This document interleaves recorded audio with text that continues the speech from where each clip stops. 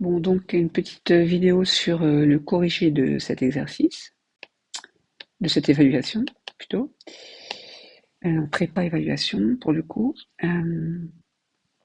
Donc ancienne évaluation de l'année dernière. Alors pour le QCM, première question sur cette suite géométrique. Donc on nous dit que la suite est géométrique, donc on sait que il faut chercher par combien on multiplie ici pour passer d'un terme au suivant.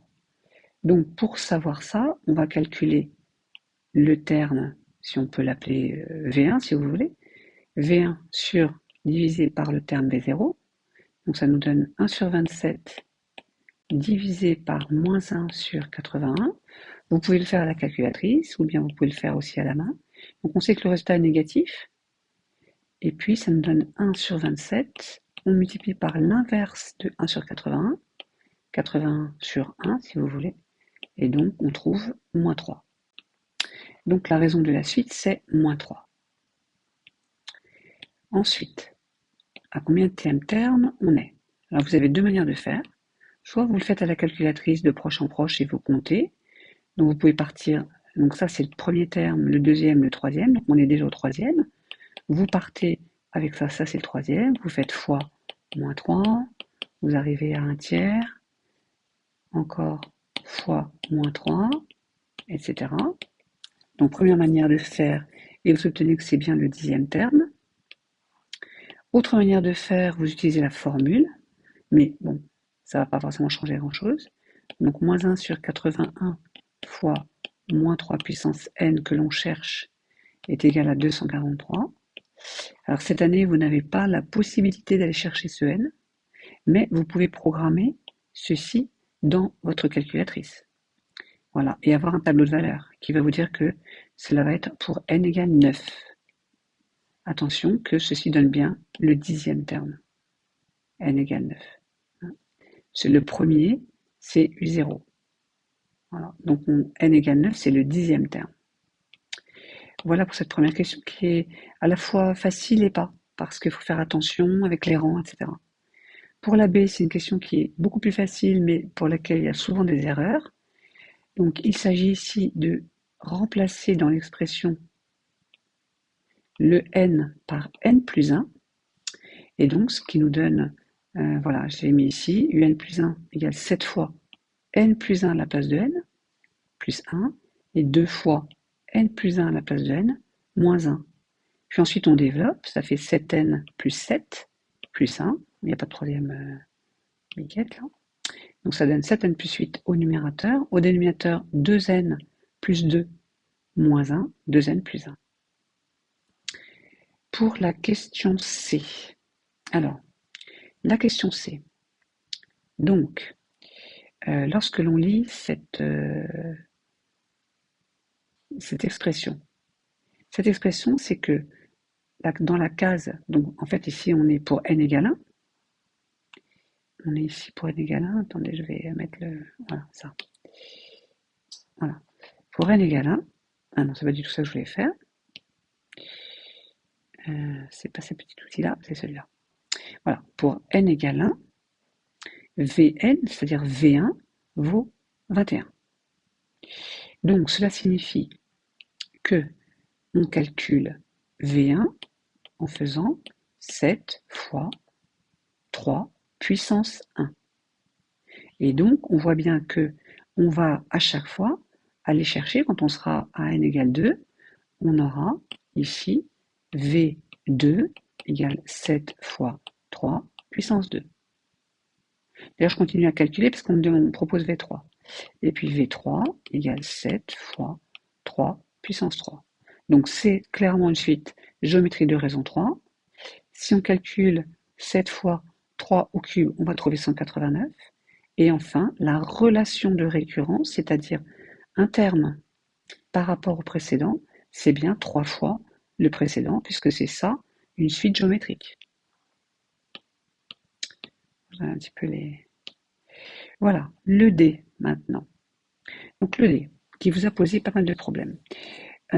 Si vous ne voyez pas que vous avez une partie géométrique et une partie arithmétique, c'est pas vraiment un problème. pour savoir si c'est arithmétique ou géométrique, au moins pour avoir une première idée de ça, il faut toujours calculer les 3 premiers termes. Donc U0, c'est 2 puissance 0 plus 4 fois 0 plus 1. 2 puissance 0, je vous rappelle que ça fait 1. 4 fois 0, 0. 1 plus 1, ça donne 2.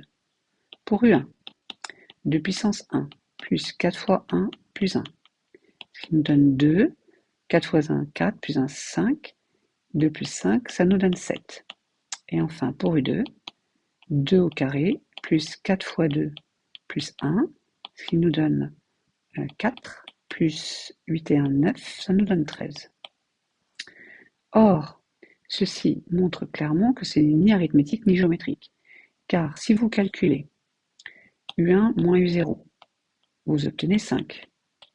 Et U2 moins U1, 13 moins 7, vous obtenez 6. Donc, elle n'est pas arithmétique.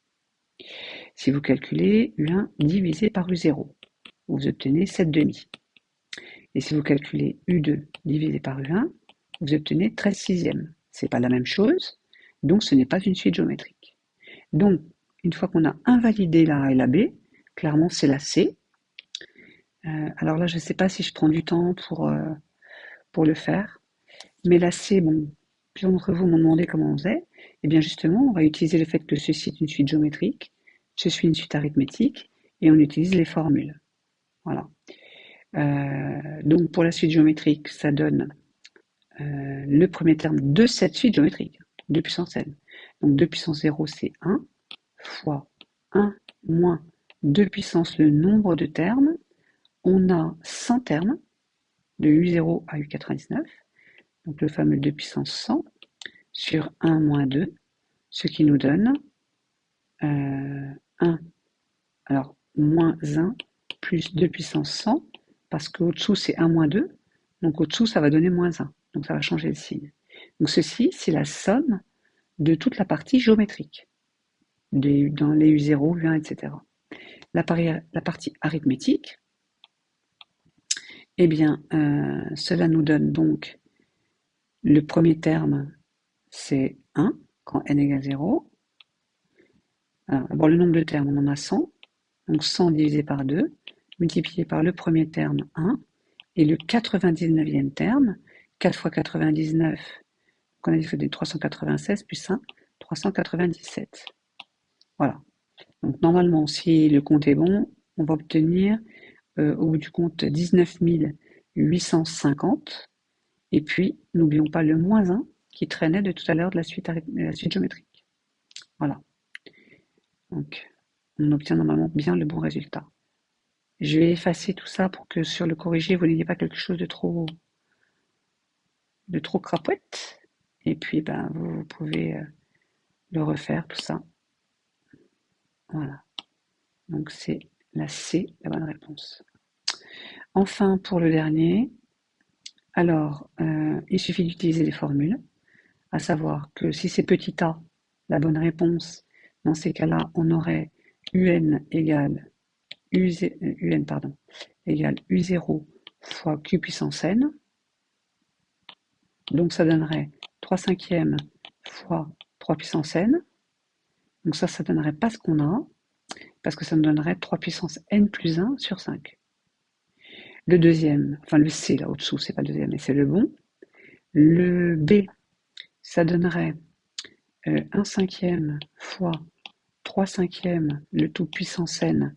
Donc ça nous donnerait 3 puissance n sur 5 puissance n plus 1. Ce n'est pas du tout ce qu'on a.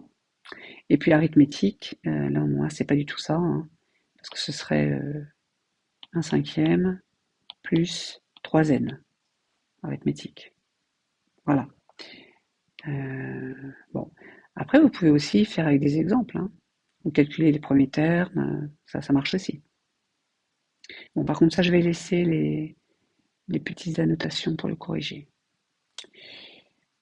Ensuite, exercice 2. Donc calculer la raison de cette suite.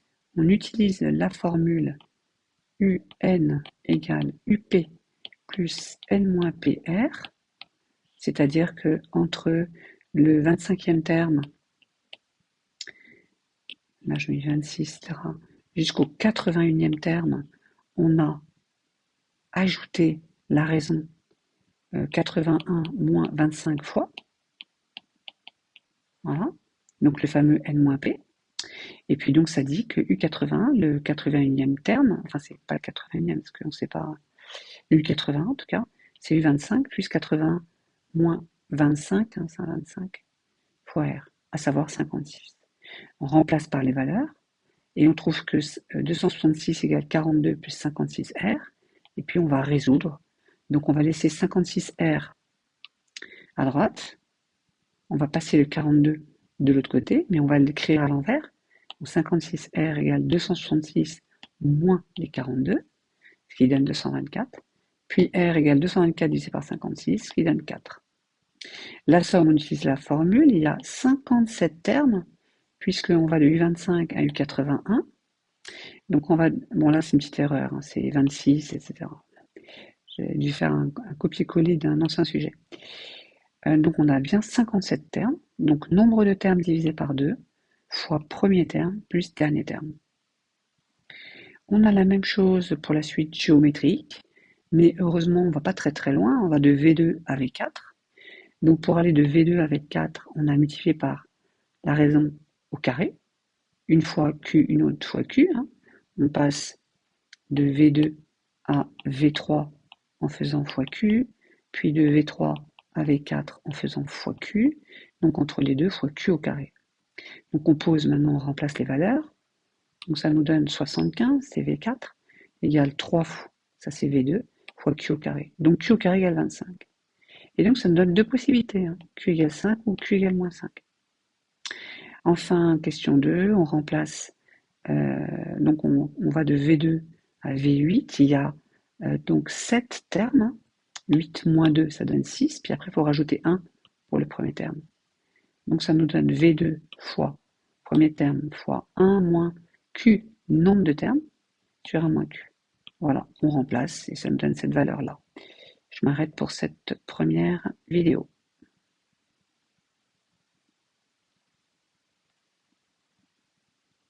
Si j'arrive.